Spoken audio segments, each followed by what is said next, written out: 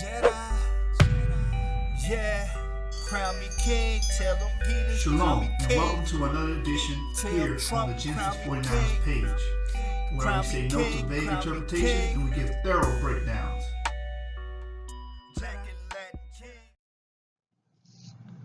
Genesis 49ers, we back, but never moving backwards, here to put Israel on the atlas. Y'all know the slogan. We say no to vague interpretations and we give thorough breakdowns.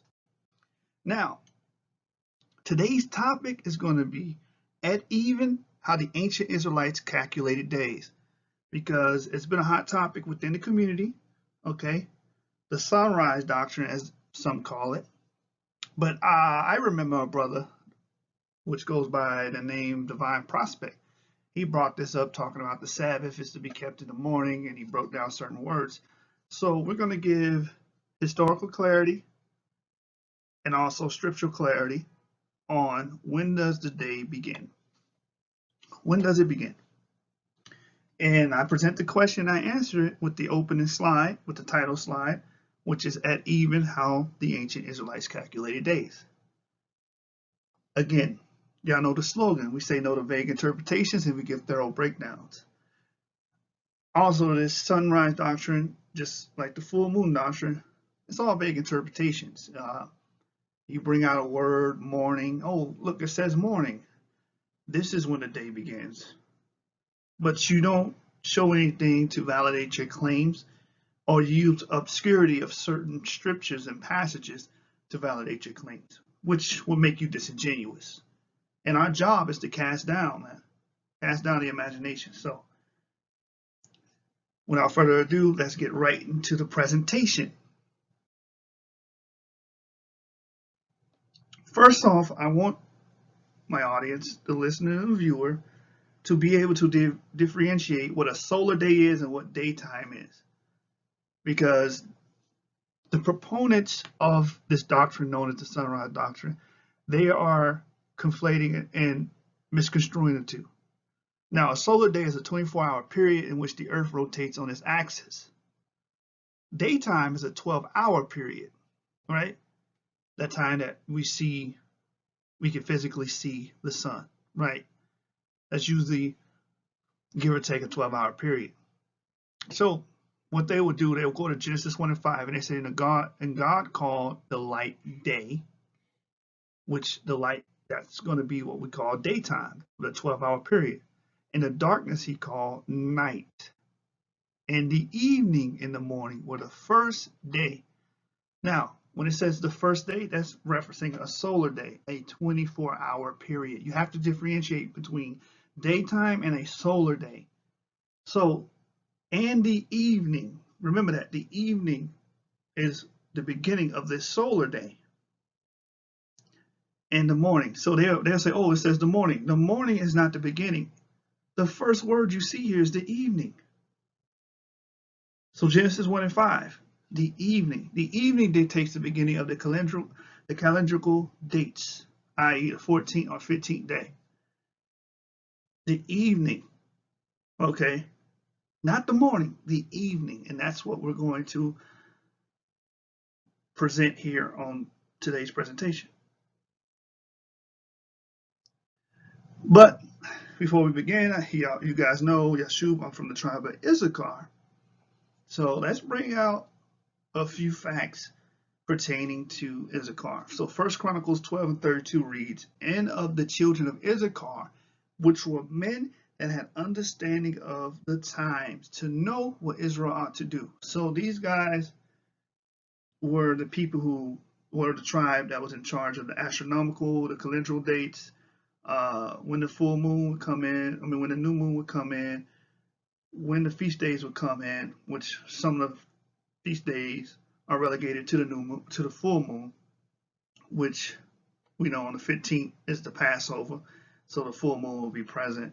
Tabernacles, the same thing, the full moon will be present because it's in the middle of the month. The full moon is a sign for the middle of the month. The new moon is the beginning of the month, which is the first visible crescent. The tribe of Issachar was in charge of that. That was their gift. That was their talent. That's what they did. So this is from the view of Hebrews. It says their mode of reckoning time says Mr. Hunter, is very simple. Their years begins about the vernal equinox, which is spring, in their diurnal reckoning from sunset to sunset. So they reckon days from sunset to sunset. This is how these Indians, because the view of the Hebrews is going over various Indian tribes, viewed this. Source: View of the Hebrews by Ethan Smith. Mesoamerican time. How it was done by the ancient tribes of Mesoamerica. The fact that the Olmecs and the Maya reckoned the beginning and the end of their days from sunset meant, in effect, that as a Christian day was beginning at midnight, local time in London, a new day was also beginning at sunset local time in Mesoamerica. So these Mesoamerican tribes, the tribe of Issachar, right, and also the tribe of Zebulun, because we dwelt together, according to the scripture, pursuant to Deuteronomy 33. These two tribes, they reckoned the day according to sunset to sunset. And remember, the tribe of Issachar was given the gift and the talent to be able to reckon time, to understand the times. And this is how they did it. All right. So if you believe that 1 Chronicles 12 and 32 is true and exact, then you have to give credence to the fact that these tribes that were known for their calendars, known for their time-keeping skills, known how to keep the lunations and make the astronomical calendars, and so on and so forth. You have to give credence to the fact that they reckon days sunset to sunset. And we're going to prove that's the biblical notion as well. And dartmouth.edu. Again, let's go over this again. A solar day is a 24-hour period in which the Earth rotates on its axis. Daytime is a 12-hour period which the sun is visible. Again, and God called the light day, which that's referencing daytime, a 12-hour period, not the entire solar day. And the darkness he called night. And the evening and the morning were the first day, the solar day. Genesis 1 and verse 5. So the evening, again, just like the Aztecs kept it, the Olmecs, the Mayans, they reckoned the evening, the day to begin at sunset and end at sunset. That's the biblical model. Erev is the word used for evening. All right. It's Strong's H6153. Erev, and it can mean even, evening, night. So the word even is even translated as night. So evening, night, sunset. Evening, sunset, night. So it means dusk, day, evening, night. This is what we use this term for. When you see it, this is what it's transliterated from, the word erev, when you see evening. So synonyms.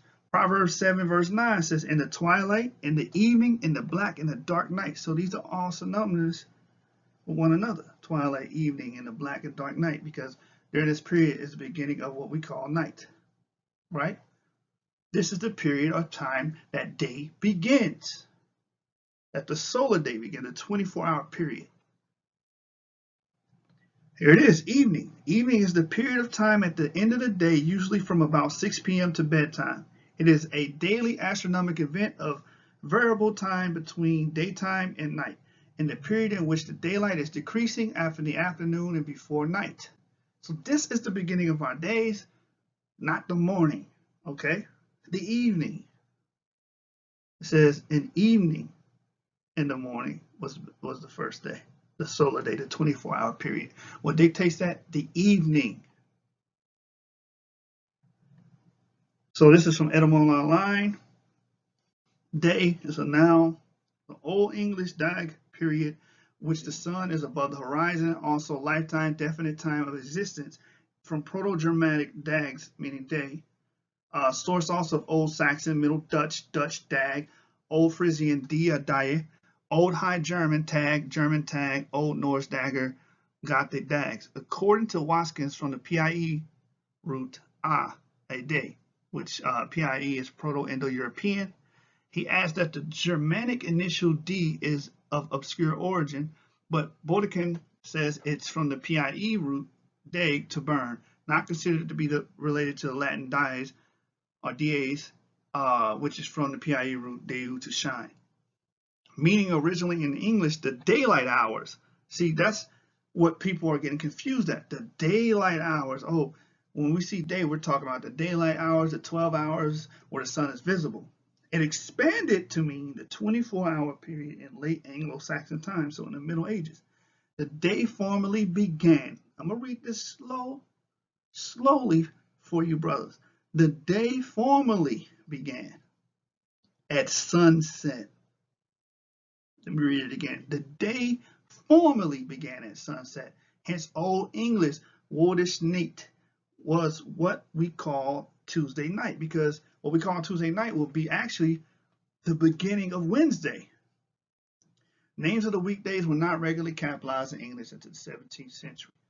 So, the reckoning of days, okay, was from sunset. The beginning of the 24-hour period happened at sunset. And that's what we find in the biblical model. Now, we're going to go into the Mishnaic writings, the Rabbinical writings, to further prove this point. Because, again, this was around 3rd century when this information was compiled. You know, it's a recording of different sayings of different rabbis that could span back to the time of Christ. Now, I want to give you guys a background of the Mishnaic writings before we go into the Mishnah.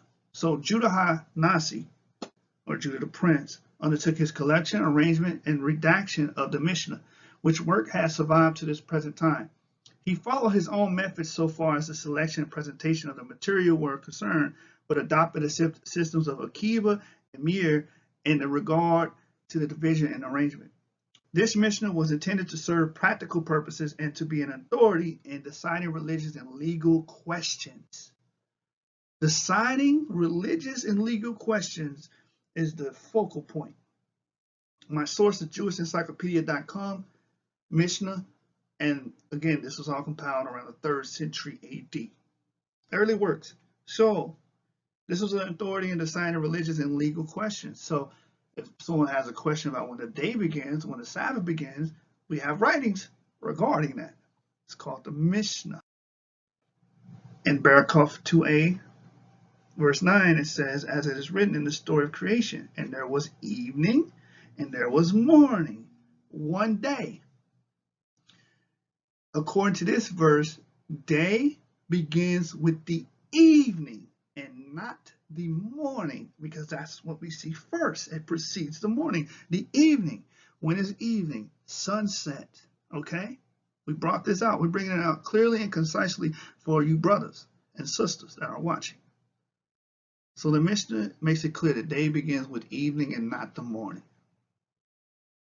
The Rosh Hashanah 9a 5, it says, but if it is so that Yom Kippur begins in the evening, which Yom Kippur is the day of fasting, right, the day of atonement, one might have thought that one need only begin to fast from when it is dark after nightfall, when the 10th day of the month begins. So the 10th day, the solar day, the 24-hour period, begins when it is dark. After what? Sunset. Evening is sunset. Okay? It's clear. It's concise. The 10th day of the month begins when? When it's dark. Nightfall. Let's keep going and reading passages from the Mishnah. Rosh Hashanah 20b and 10 says, this teaches that the festival terminates at the end of the day, and a new day begins in the evening. Again, sunset is the beginning. Sunset, evening, that's when our day begins. This is how we calculated days. The 24-hour period begins at sunset, not in the morning. Rashi on the Numbers 30 now. Numbers chapter 30, verses 15. It says, from the day when she makes the vow up to the next day, to tell you that he may annul the vow only up to when it becomes dark, for then another day begins. So she's got this much time to annul the vow. Well, he has enough time, because if you hear a woman make a vow, that husband has the power and ability to disannul that, right? But he has until the next day up to when it becomes dark, because that's when another day begins. This is according to the biblical model. This is how the ancient Israelites followed this. Not you living in 2018 coming up with your own interpretation. This is how you prove all things. We're using source material. Now, dealing with the diurnal. Leviticus 23 verse 32 states, "It shall be unto you a Sabbath of rest, and ye shall afflict your souls in the 9th day of the month at even." When is even? Sunset. From even unto even, sunset to sunset, shall ye celebrate your Sabbath. That's how it's done. Okay? And this is talking about Yom Kippur, which we read in the Mishnah as well. This is clear. The Feast of Unleavened Bread now. It says Numbers 28 and 17. And then the 15th day of this month is the feast. 7 days shall unleavened bread be eaten. Now we're going to go into it and break down the scriptures in Exodus 12, the 12th chapter, where it brings out the Passover. The Passover and unleavened bread are one. They're one. And the 15th day is important, because when does the 15th day begin? We're going to find out. Exodus 12 and 1 says, "And the Lord spake unto Moses and Aaron in the land of Egypt, saying," verse 2, "This month shall be unto you the beginning of months. It shall be the first month of the year to you, which is the month of Abib, which is dictated upon the first sighting of the first visible crescent." That's the new moon, right? After the vernal equinox, because that's spring, because Abib means corn. So we're dealing with the presence of when things spring forth and grow out of the earth. Exodus 12, verse 5 through 6. It says, "Your lamb shall be without blemish. A male of the first year shall take it out from the sheep or from the goats. And ye shall keep it unto the 14th day of the same month. And the whole assembly of the congregation of Israel shall kill it in the evening." Why? Because in the evening will be the beginning of the Feast of Unleavened Bread, which is the what? The 15th. That's why I precepted that scripture. When do you celebrate Passover? Do you celebrate it on the 14th? No, that day is used to prep, to bring the meal, get ready to sacrifice it that evening, which is the beginning of the new day. Exodus 12 and 8, "And they shall eat the flesh in that night." That's the 15th. That's when you keep the Passover, on the 15th. The 15th is what? After the evening, after the sacrifice. Because Numbers 28 and 17 says you keep it on the 15th. That's when you do the feast for 7 days.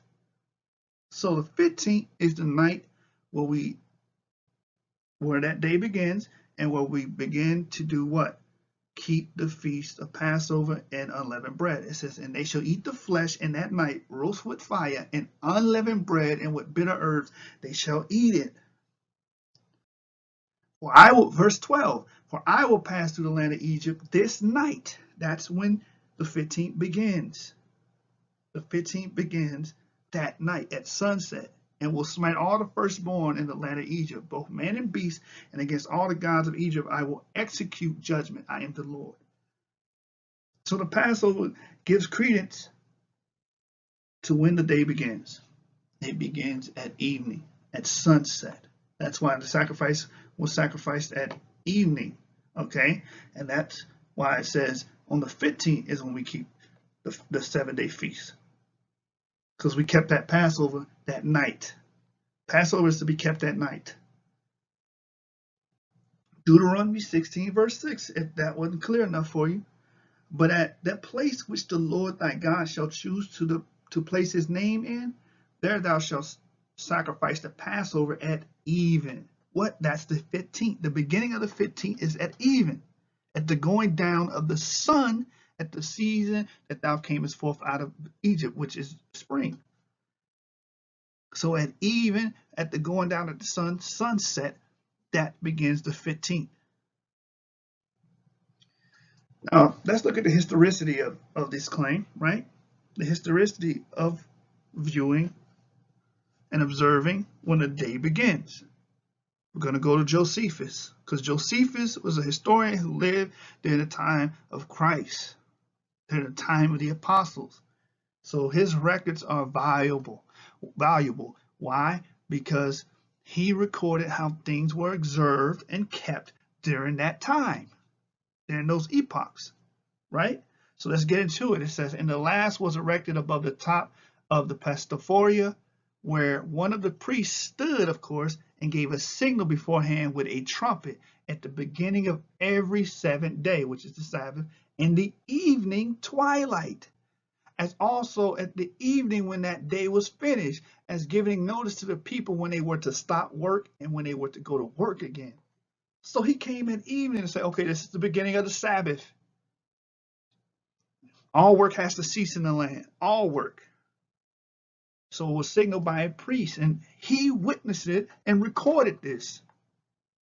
The source is Josephus, Wars of the Jews, Book 4, passage 582, line 582. So when you look at this, it's undeniable. You can't get around this. And you know here on Genesis 49, we deal with history.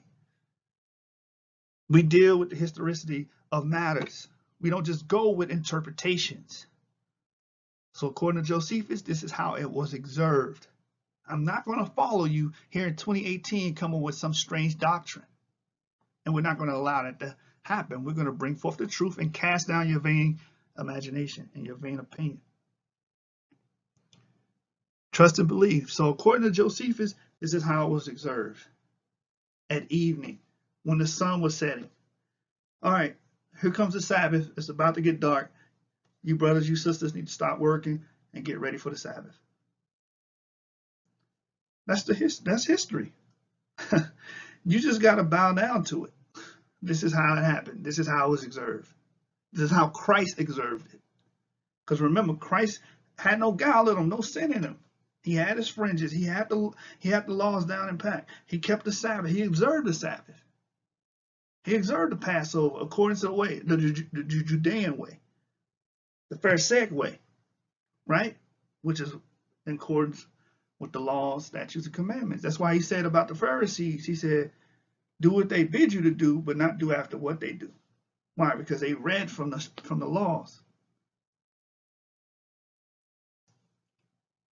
And according to that time, during that epoch, this is how they observed it. This is the way I'm going to follow it, because I can prove this. I can show and prove and give you source material validating this. So let's go to Mark 16, because the claim was, oh, we know the Sabbath begins in the morning, or the day begins in the morning, because of what we read in the Gospels. They go to Matthew 28. I want to go to Mark 16, 1 through 2. It says, and when the Sabbath was passed, so the Sabbath was done, Mary Magdalene and Mary the mother of James and Salome had bought sweet spices that might come and anoint him. And very early in the morning, the first day of the week, they came unto the sepulchre at the rising of the sun. So they'll take this scripture and say, see, morning is the beginning of the day, because it says the first day and the Sabbath was over. Well, this scripture is vague on the dispensation of time. So yes, the Sabbath is over, and after the Sabbath, why? Why does it say after the Sabbath was passed? Because they couldn't do anything on the Sabbath. They couldn't gather spices and stuff like that. So they waited after that, and very early in the morning, first day of the week, they came unto the sepulchre at the rising of the sun. That's all it's saying. It's not dictating when the day begins. But since these particular brothers came from a camp known as IUIC, this is how they teach. They give you vague interpretations, and they want you to roll with it. They don't want to provide any authentic sources or clarify these things. So we're going to clarify. Let's go to the same book, Mark 1 and 21. It says, and they went into Capernaum, and straightway on the Sabbath day he entered into the synagogue and taught. So Christ taught in the synagogue on the Sabbath. Now this is what's very interesting about this. When you 32, it says, and at even when the sun did set, they brought unto him all that were diseased, and them that were possessed with devils, and all the city was gathered together at the door. Why did they wait until that even to bring all the sick, right? And those that are possessed with devils to Christ? Because they knew it was the Sabbath, and they were observing the day of rest, and they wasn't out and about and traveling and traversing. And also at this time, they looked at people that were healing brothers and sisters on the Sabbath as a sin, and we're going to give the connotation on that. So the day begins at evening. The day ends at evening. The Sabbath ended that evening, and the new day began that evening. That's why they felt it was okay to bring forth all the sick and diseased. Mark 3, here it is. It says, verse 1, and he entered again into the synagogue, and there was a man which had a withered hand, and they watched him whether he would heal him on the Sabbath day, that they might accuse him. So they looked at that act. This is the climate during this time. They looked at the act of healing a man on the Sabbath day as a sin. So brothers wouldn't go out their way to get healed on the Sabbath. That's why they waited at evening until the Sabbath was over, because they was under the Pharisaic law. The Pharisees ruled at this time. And they did not want to get judged for it. That's why they wait until the end of the Sabbath to go see Christ in Mark 1. And he saith unto the man which have had a withered hand, stand forth. And he saith unto them, is it lawful to do good on the Sabbath days, or to do evil, to save life, or to kill? But they held their peace. And when he had looked around about them with anger, being grieved for the hardness of their hearts, he saith unto the man, stretch forth thy hand. And he stretched it out, and his hand was restored as whole as the other. So he healed the man on the Sabbath. But the climate, the social climate during this time, people thought it wasn't okay to do this on the Sabbath. That's why they waited. Again, in Mark 1, the brothers and sisters waited until the evening when sunset came. Okay, the Sabbath's over. Cool, we can go see Christ. We can get healed. We can get these demons off these brothers and sisters. It's clear. It's been clarified. So the Nocti diurnal, meaning night and day, right? 24-hour period is also explained in Acts 27 and 27 in verse 33. It says, but when the 14th night was come, so this is the 14th night, right? The 14th day, as we were driven up and down in Adria, about midnight the shipment deemed that they drew near to some country. So verse 33 now, it says, and while the day was coming on, meaning the daytime, the 12-hour period where the sun is visible, Paul besought them all to take the meat, saying, this day is the 14th day that you have tarried and continued fasting, having taken nothing. So Luke has been given credit for recording Acts, the Acts of the Apostles, right? According to this passage, the night was the 14th and the day was the 14th. So after the morning, it was the same day. Evening was the same day. It was the 14th. Why? Because sunset begins the new day. So after sunset came, that was the 14th. That night, the midnight came, the shipmen deemed that they drew near to some country, right? And then verse 33 says, Paul besought them all to take meat, saying, this day is the 14th day. So in the morning time, it was still the 14th. If the morning dictated the day, it wouldn't be the 14th in the morning time. It would be the 15th. So this doctrine has been hewn down and cast down. You have no room for mistakes. No more room for anything. There's nothing else you can say about this doctrine. It's clear. It's clear as the sky. You can clearly see that the 14th was at night and the 14th was in the morning. It was still the 14th of that month. This is what we do here in Genesis 49ers. We say no to vague interpretations and we give thorough breakdowns.